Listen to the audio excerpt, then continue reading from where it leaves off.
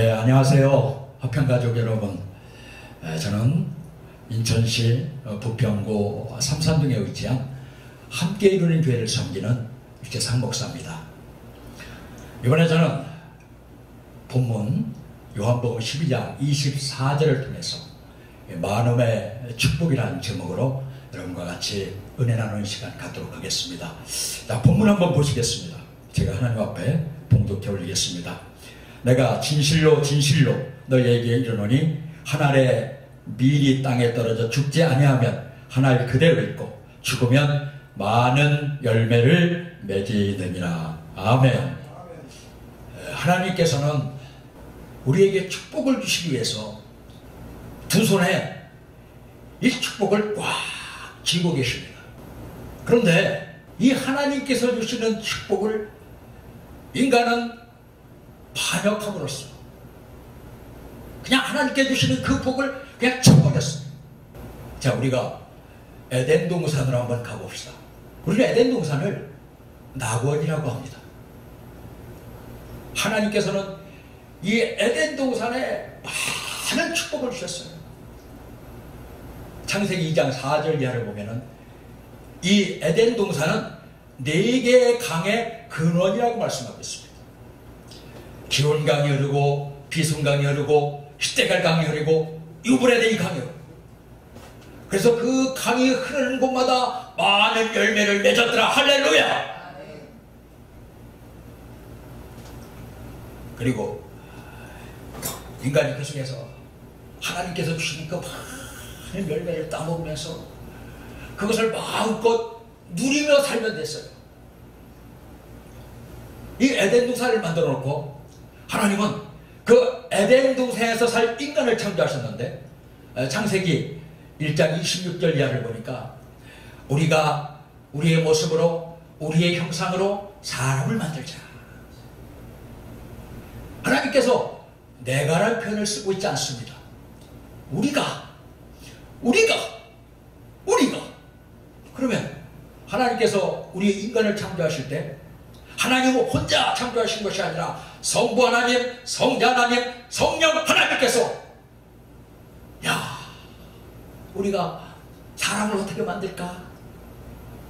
야, 코는 어떻게 만들까? 입을 어떻게 만들까? 눈을 어떻게 만들까? 이걸 서로 상의하시면서 인간을 창조하셨으니까 그 인간이 하나님을 보시기에 좋았더라. 심히 좋았더라. 할렐루야. 그리고 이 인간을 만들어 놓으시고 하나님께서 창세기 1장 28절에서 이렇게 말씀하고 있습니다. 너희는 생육하고 번성하여 땅에 충만하고 다스리고 정복하라. 그럼 하나님께서 아담에게 왕권을 주셨잖아요. 다스릴 수 있고 정복할 수 있는 것은 왕이 할 수 있는 일 있잖아요. 그러니까 하나님께서 이렇게 많은 축복을 주셨지만은 결국 아담과 하와는 선악과를 따먹음으로써 하나님의 말씀에 불순종했고 그 불순종 때문에 죄가 들어오기 시작합니다. 그리고 아담 안에 사는 인간들은 많은 것을 잃게 됐습니다. 그래서 여자는 해산의 고통을 안고 남자를 기다려야 되고, 또 남자는 땀을 흘리고 엉겅퀴를 일궈야 살아나게 됐습니다. 그게 얼마나 고통입니까? 그게 얼마나 아픔입니까? 인간을 살아가기 위해서 몸부림치는 그런 역사가 바로 4,000년의 역사였습니다. 그럼 인간이 배신했다고 해서 하나님의 역사는, 하나님의 섭리는 멈출까요? 하나님께서 갈대아 우르에 사는 아브라함을 주목하셨습니다. 오늘 본문에 보니까 한 알의 밀알이 떨어져 이렇게 말씀하거든요. 자, 하나님은 이제부터 만음에서 출발하지 않고 한 알의 밀알부터 출발합니다. 그래서 갈대아 우르에 있는 아브라함에게 사도행전 7장 6절 이하를 보니까, 이 사도행전 7장 6절 이하는 이 스데반이 이스라엘 유대인들에게 복음을, 하나님의 말씀을 전파하고 있습니다. 근데 그곳에서 이렇게 얘기합니다. 우리 조상 아브라함이 메소포타미아에 있을 때 하나님께서 우리 조상 아브라함에게 너는 본토 친척을 떠나서 내가 지시한 땅으로 가라 라고 말씀하셨다. 하나님께서 아브라함에게 말씀하시면 본토 친척을 떠나서 하나님께서 가라고 한 그 땅으로 가야 되잖아요. 근데 아브라함은 멈칫멈칫합니다. 그래서 창세기 11장 후반부를 보면은 데라가 중심이 돼서 갈대아 우르를 떠나서 하란까지 옵니다. 자, 하란에서도 하나님께서 아브라함에게 또다시 말씀하십니다. 너는 본토 친척 아비 집을 떠나서 내가 지시한 땅으로 가라. 자, 이번에는 본토 친척에서 아비가 하나 더 붙습니다. 근데 아브라함이 또 주저주저 하는 거예요. 왜 주저했을까요? 그때 데라가 205세였습니다. 그 늙은 데라를 띄워놓고 아브라함은 갈 수가 없었습니다. 그러니까 하나님께서 또 아브라함에게 만원의 축복을 주시려고 약속을 하시는데 그 약속은 6가지 약속입니다. 아브라함에게 주신 6가지 약속을 우리에게도 주시겠다는 하나님의 약속입니다. 할렐루야. 자, 하나님이 아브라함에게 야, 너 본토 친척 아비 집을 떠나면은 내가 너 큰 민족 만들어줄게.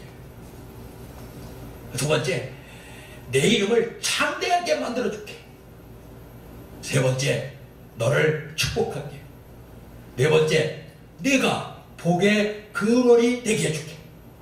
다섯 번째, 너를 저주한 자는 저주를 받고 너를 축복한 자는 축복을 받고. 여섯 번째, 많은 민족이 너로 인해서 복을 받으리라. 자, 이 속에는 하나님께서 아브라함에게 많은 것을 주시겠다는 만원의 축복의 약속이었습니다. 아브라함은 그 아버지 데라가 죽음으로써 이제 하란 땅을 떠나서 가나안 땅으로 갔습니다. 그리고 가나안 땅에서 또 하나의 미랄이 될 사람을 낳는데 그것이 바로 이삭입니다. 그리고 이삭은 야곱을 낳고 야곱을 통해서 12지파를 낳고 이 12지파를 통해서 이스라엘이라는 공동체가 만들어지기 시작합니다. 이 이스라엘 공동체도 늘 하나님 말씀에 불순종했어요. 성경 로마서 3장 23절에 말씀하고 있어요. 모든 사람이 죄를 지었음에 하나님의 영광에 이르지 못하다니. 모든 사람이 죄인이라는 겁니다. 모든 사람이 죄를 지었다고 합니다. 성경은 또 말씀하고 있어요. 의인은 없나니 하나도 없나니. 그럼 어떻게 할까요? 하나님의 계획은 멈춰야 될까요? 오늘 본문은 하나님의 미랄이 떨어져. 그래서 하나님은 하나님 스스로 이 땅에 오셨습니다. 요한복음 1장 14절은 말씀하고 있어요. 말씀이 육신이 되어 우리 가운데 거하시매 독생자 하나님의 영광이요 은혜와 진리가 충만하더라. 그럼 이 말씀은 누구일까요? 요한복음 1장 1절에 보니까 태초에 말씀이 계시니라 그 말씀이 하나님과 함께 했으니 말씀이 곧 하나님이라. 할렐루야. 말씀이 하나님이라는 겁니다. 곧 예수님이 하나님이라는 겁니다. 그럼 이 하나님은 어떤 분일까요? 요한복음 1장 3절 이하를 보니까 만물이 그로 인해 지음바 되었으니 그로 인해 지음바 되지 않은 것이 하나도 없더라. 이 땅에 오신 예수님은, 이 땅에 오신 말씀이신 예수님은 바로 하나님이셨고, 하나님은 그분을 통해서 세상을 창조하셨습니다. 빌립보서 2장 5절 이하를 보면은 이렇게 말씀하고 있습니다.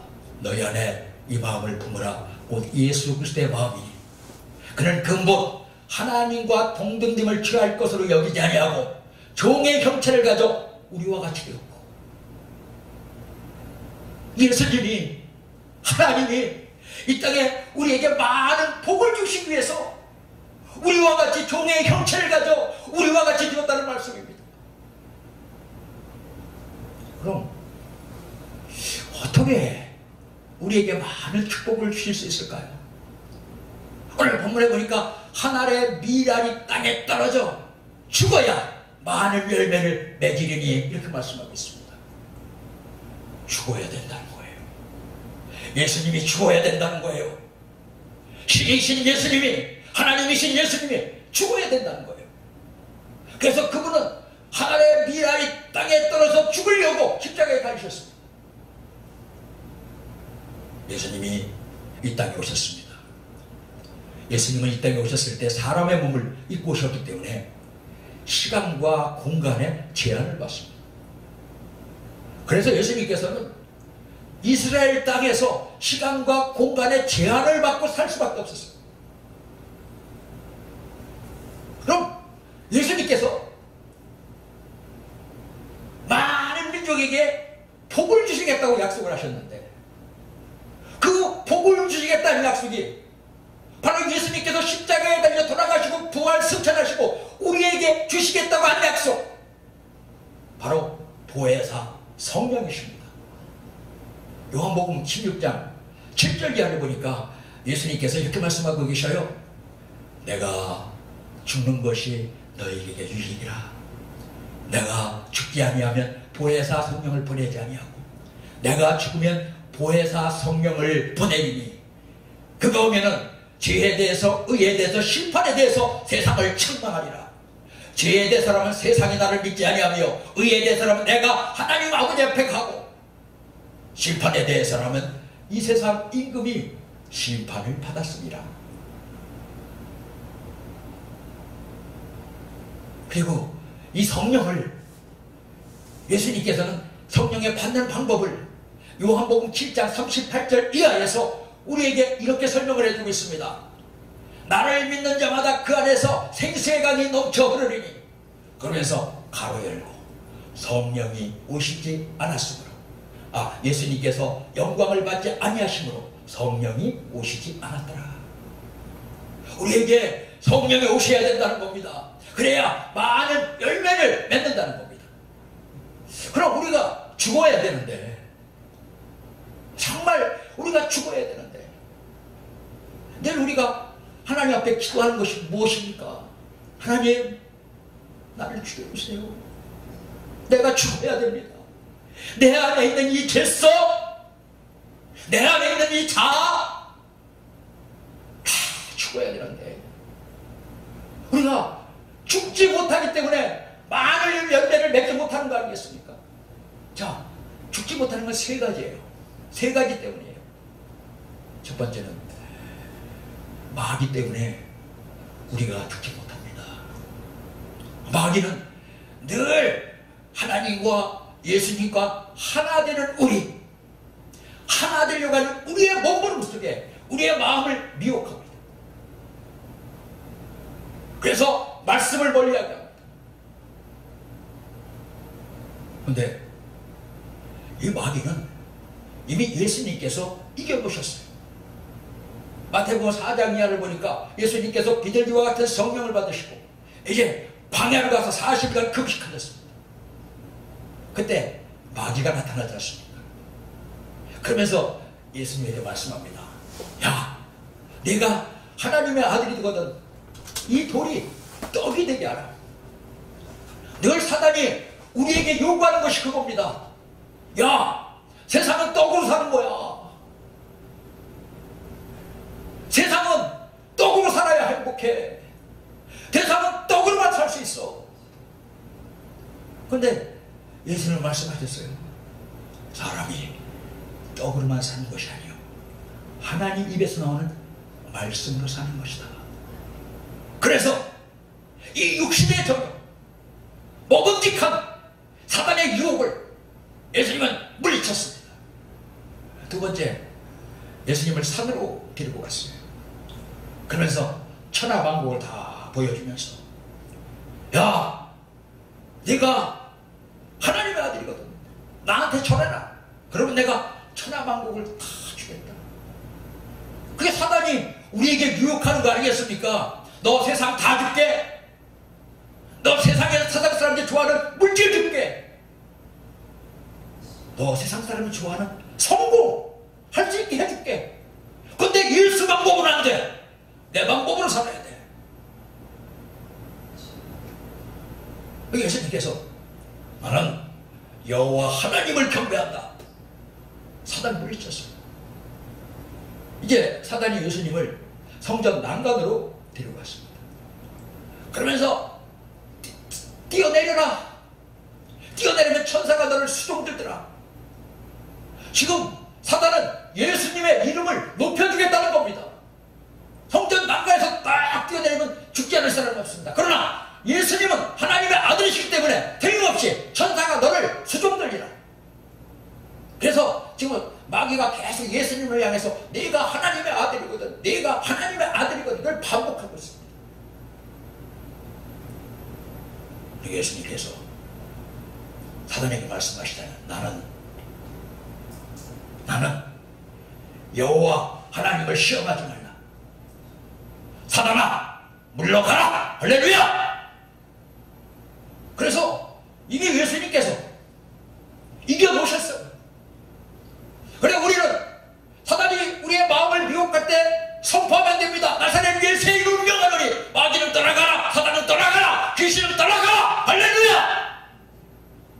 예수님이 이미 마귀를 이겨놨어요. 예수님 이름을 대적할 수가 없어요. 마귀가 하나님을 대적할 수 없으니까 결국 하나님 모습을 닮은 형상을 닮은 우리를 대적하는 거거든요. 그리고 우리는 예수 그리스도의 이름으로 선포할 때 마귀는 떠날 줄을 믿습니다. 두 번째는 죄입니다. 이 죄성이 우리 육신 안에 있기 때문에 우리는 도저히 하나님 앞에 더 가까이 갈 수가 없습니다. 그래서 구약은 하나님의 모습만 봐도 죽지 않습니까? 근데 예수님께서 사람의 몸을 입고 오셨기 때문에 우리는 그분을 만질 수가 있고 그분에게 안길 수가 있고 그분과 같이 식사할 수 있고. 그런데 우리는 비록 예수님 안에 있지만 육신을 가지고 있기 때문에 죄일 수밖에 없어요. 앉아야 되는데 질 수밖에 없어요. 자, 요한복음 13장에 보니까 예수님께서 제자들의 발을 쫙 씻겨주십니다. 근데 베드로 차례가 딱 왔어요. 베드로가 너무나 황송하잖아요.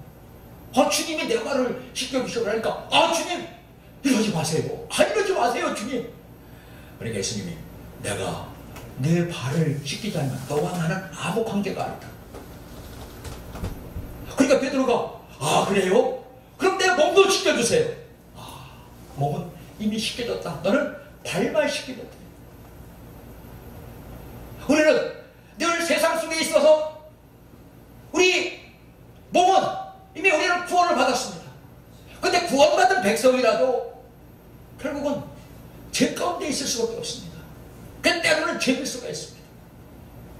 그때 우리는 몸은 이미 씻겨졌으니까 발만 갖고 있는 돼요. 요한일서 1장 8절 9절 이하를 보니까 이렇게 말씀하셔요. 너희가 죄가 없다고 하면 너희를 속이는 것이니 너희가 하나님 앞에서 죄를 고백하면 하나님은 미쁘사 너희의 죄를 용서하여 주신다. 할렐루야. 이게 얼마나 큰 특권입니까? 우리가 죄 가운데 죄를 졌어도 하나님 앞에서 진실로 회개하면 하나님께서 우리의 죄를 용서하여 주신다. 그래, 우리는 비록 죄를 안 지어야 되지만 어쩌면 죄를 지었을 때 우리가 하나님 앞에 회개하고 기도하면 하나님께서 우리를 용서해 주십니다. 세 번째, 자아입니다. 이 자아가 우리를 죽지 못하게 합니다. 자아는 뭡니까? 나입니다. 나예요. 이 사도 바울도 이것 때문에 늘 고민했습니다. 사도 바울이 얘기하지 않습니까? 내가 나를 매일 친다. 내가 매일 죽는다. 넘어가서 7장 19절 이하를 보니까 사도 바울이 이렇게 얘기를 합니다.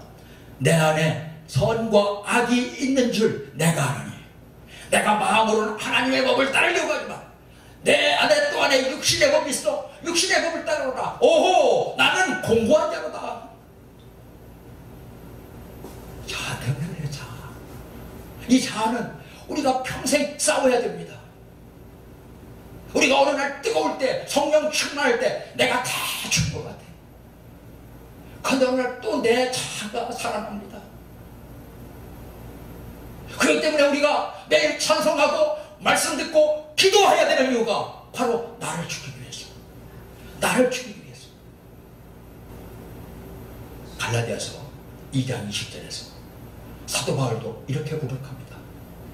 내가 예수 그리스도와 함께 십자가에 달려 죽었나니 지금부터 사는 것은 내가 사는 것이 아니요 예수 그리스도와 함께 사는 것이다. 그럼 내가 죽는 방법, 그건 십자가입니다. 내가 십자가 앞에서 매일매일 죽을 때, 그때 비로소 예수 그리스도가 내 안에 오셔서 나와 함께 산다. 할렐루야. 자, 우리가 만원의 축복을 받는 방법은 첫 번째는 내가 죽어야 된다. 두 번째는 예수 곁에 붙어 있어야 됩니다. 요한복음 15장 1절 이하를 보니까 이렇게 말씀하고 있어요. 아버지는 농부요, 나는 포도나무요. 너희는 가지니 가지가 나무 위에 붙어 있으면 많은 열매를 맺으리니. 할렐루야. 참 쉽죠. 그냥 예수님 앞에 딱 붙어 있으면 된다는 거예요. 그런데 이름의 자아 때문에 우리가 예수님 자꾸 멀리 할 때가 얼마나 많습니까? 근데 붙어 있으면 된다는 거예요. 붙어 있으면 많은 열매를 맺게 해준다. 여러분, 붙어 있으세요. 예수님 안에 있으세요.